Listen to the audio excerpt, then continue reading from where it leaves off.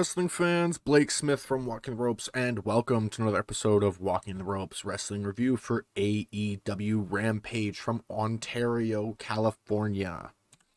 To open the show, we had the Young Bucks versus the Lucha Brothers. This is the 9th match of these two teams meeting, and in of their 8 previous matches, the Lucha Brothers have won 5 and the Bucks have won 3. This is only the second meeting where a championship is not on the line. And AEW was quick to give us this information just because they know how nuts this match is going to be. The older brothers start out, Penta and Matt, and they start the mind games when the younger brothers come in, Phoenix and Nick, and they pick up the pace. This is amazing as these two teams will stop at nothing using the other team member to hurt each other. So like they would use Phoenix against Penta or Nick against Matt in a way that would be really interesting.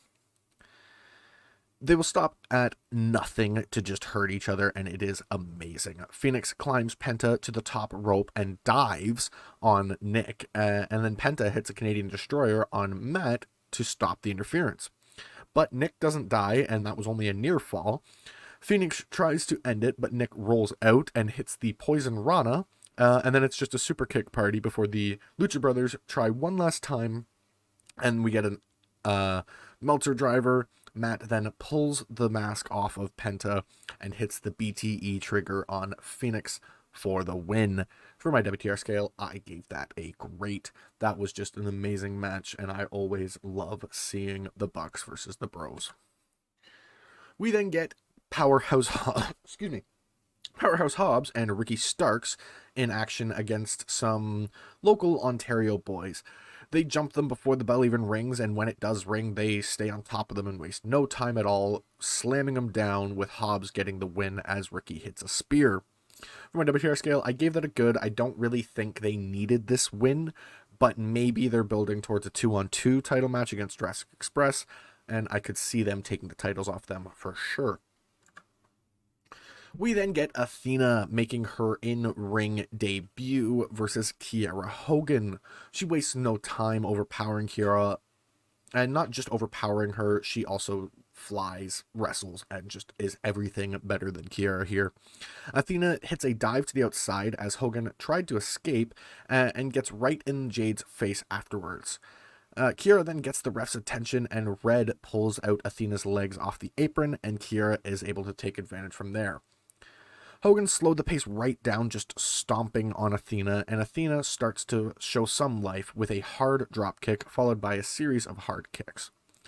She also then hits a handspring elbow, and she goes to the top rope for her swan dive cutter, I believe they call it, and Red then, she sends Red off the apron, and it's enough of a distraction to be stopped by Kiera. She gets a near fall with a big boot, and once again, Athena fights back, goes to the top rope, and she's able to hit it, but she does have to fight off Hogan, and she does hit the swan dive cutter for the win.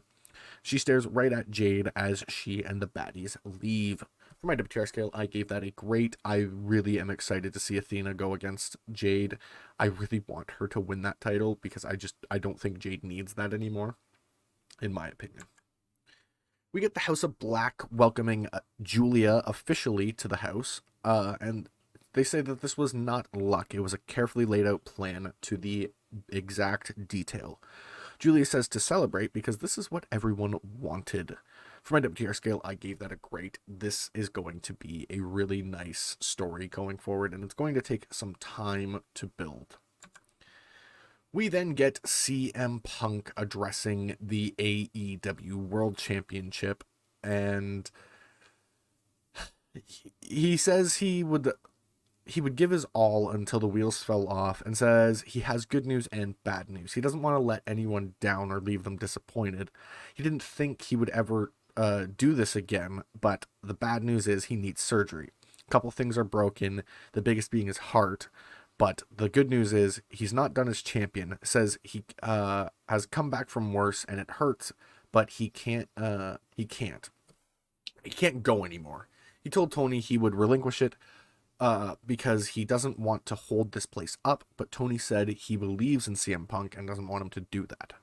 Punk says he has a lot of doubt, but He will not let it ruin anything because the get back will be better than the setback.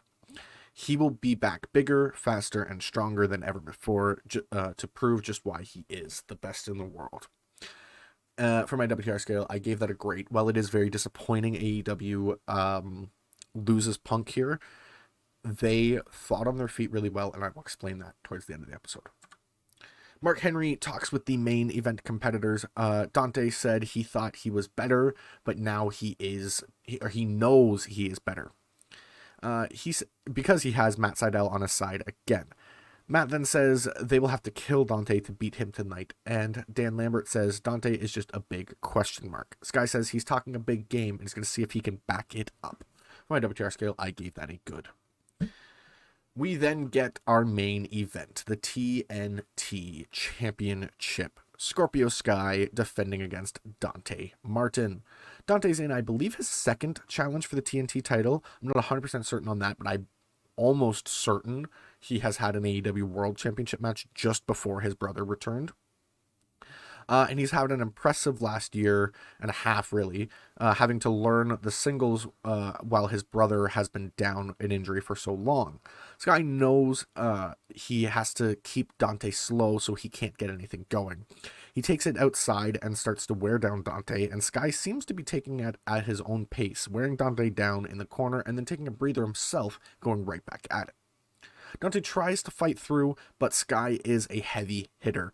Dante, though, finally gets going and starts to fly, soaring to the outside from the he comes from the canvas to the top rope to the outside, then goes up from the floor to the first rope to the third rope and back in. It was insane. He gets a near fall and then is distracted by Dan Lambert and allows Paige to distract Dante as he was going for the double springboard. But Sky then goes for the TKO, and Dante fights out, and I believe he hits one of his own, getting a near fall. Sky answers with his own TKO, and that gets the win. For my WTR scale, I gave that a great. That was fantastic. Dante did so amazing in that match. And Sky, I mean, has just been a great TNT champion. But now we get into what AEW has done here. AEW announced a All Elite Wrestling Interim World Championship Eliminator Series. Gives us a review of what Punk had talked about, how he's not going to be relinquishing the title, how he's going to keep the title until he's back. But we are getting a multi-stage eliminator series. It'll be a battle royal starting next week at the start of Dynamite, when the main event of that same night, the winner will face Jon Moxley to go on to Forbidden Door, where that person, so Jon Moxley or whoever, will face the winner of Hiroshi Tanahashi and Hiroki Goto. I have no idea if I said that name correctly, but I know Goto, I said correct. But at the upcoming Dominion show, I believe that is June 12th. And that the winner of those two matches will go on to Forbidden Door to face off against each other to be crowned the new AEW Interim World Champion. And that person will likely go on to face CM Punk whenever he returns. I say likely because in their statement, they say that person will go on to face CM Punk, but that implies that that person will be successful in all of their title defenses, which, if we are being honest, that might not happen. So we are assuming this person will go to face Punk whenever he should return. They didn't give a timeline of any kind, but I mean, we can speculate all we want. A great time frame would be maybe he's not cleared to wrestle, but he comes back at All Out, at the end of All Out, whatever that world title match would be, and then starts building towards the next pay-per-view for that one. I don't know if that's even a realistic timeline. I don't know how injured, how broken he is, but we shall see.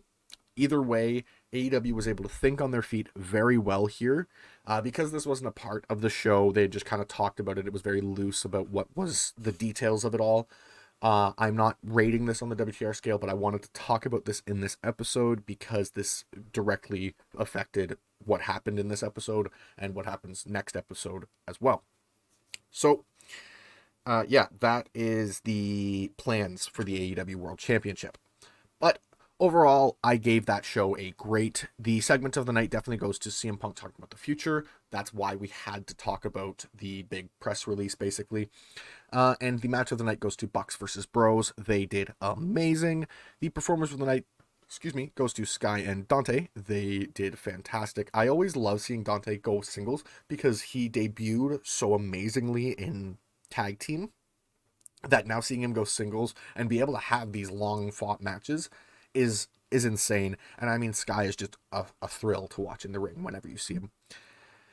And that is all for this episode of Walking the Ropes Wrestling Review. Thank you all for dropping in. If you enjoyed, make sure to like, subscribe, and hit the bell icon to get notifications whenever we upload a video.